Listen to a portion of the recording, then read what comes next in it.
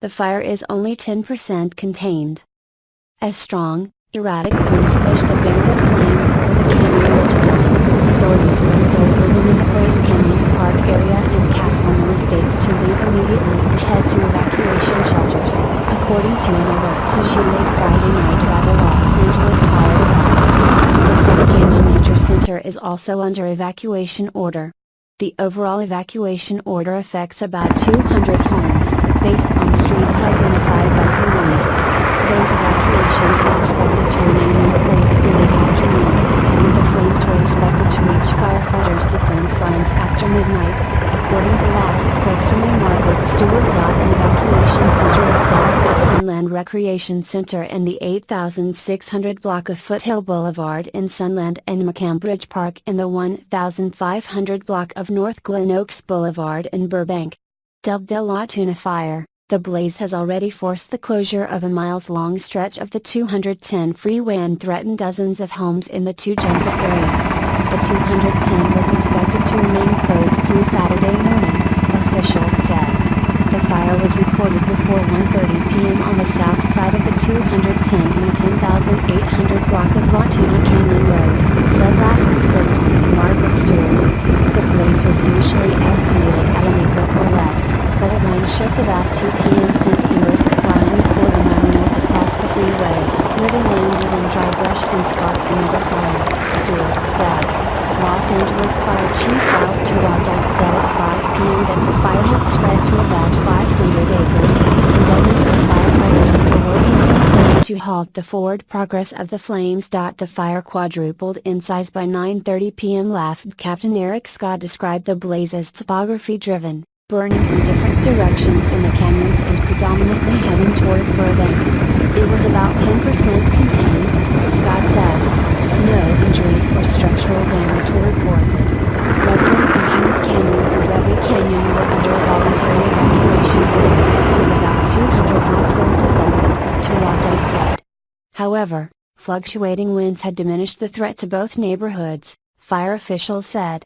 The winds are continuing to shift, so it's a very dynamic fire, Scott said. Firefighters worked to surround the blaze as multiple choppers performed water drops to take the heat out of the head of the fire, Scott said. Earlier Friday, temperatures reached 106 degrees around the fire thanks to a severe ongoing heat wave, while gusts of wind blasted over ridgetops at up to 50 miles per hour, said Carol Smith, a meteorologist with the National Weather Service. At the same time, unstable air was creating a strong rising motion, sending plumes of black smoke and heat sky high. It just really stokes the fire, Smith said.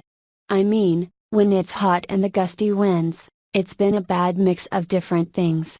At least 350 firefighters and other personnel raced to contain the flames as residents in the nearby canyons stood watch.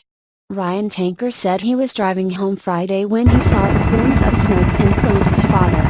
James Tanker urged his son to return to their property along Zipper Drive. The two men loaded a trailer and departed with their possessions, including a family cabinet stocked with legal documents and a collection of belongings.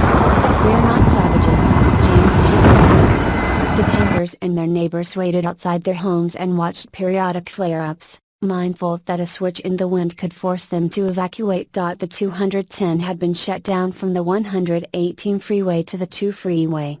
By 10 p.m., the California Highway Patrol had reduced the closure to a roughly 4.5 mile stretch. Westbound traffic on the 210 was closed from the 2 to Sunland Boulevard, according to CHP officer Elizabeth Gravag. Eastbound traffic was closed from Sunland Boulevard to Lowell Avenue. Earlier, hundreds of cars had been trapped on the westbound lanes for several hours, said LAPD Deputy Chief John A. Sherman, calling it a very significant traffic problem. Officials directed those vehicles to eastbound lanes and onto Foothill Boulevard, Sherman said. By 7 p.m., the vehicles had been cleared from the freeway. To stem the blaze's growth, firefighters from Pasadena, the U.S. Forest Service, Burbank and the Los Angeles County Fire Department were on the scene. A battalion chief and 5 engines from the Glendale Fire Department were also assisting in the fight, said Anita Shundy, a department spokeswoman. "Our biggest worry right now is the winds and dry conditions," she said.